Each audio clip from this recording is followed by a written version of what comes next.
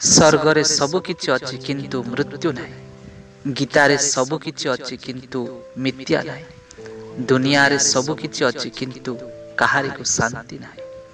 ଆଜିର ମଣିଷ ପାଖରେ ସବୁ କିଛି ଅଛି କିନ୍ତୁ ଧୈର୍ଯ୍ୟ ନାହିଁ।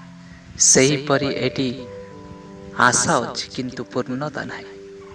ଏଠି ସ୍ୱପ୍ନ ଅଛି ହେଲେ ସତ୍ୟତା ନାହିଁ। ଏଠି ଜୀବନ ଅଛି ହେଲେ ଆନନ୍ଦ ନାହିଁ। ଏଠି ବନ୍ଧୁ ଅଛି କିନ୍ତୁ ବନ୍ଧୁତା ନାହିଁ। ଏଠି ସମ୍ପର୍କ ଅଛି ହେଲେ ବାସ୍ତବତା ନାହିଁ।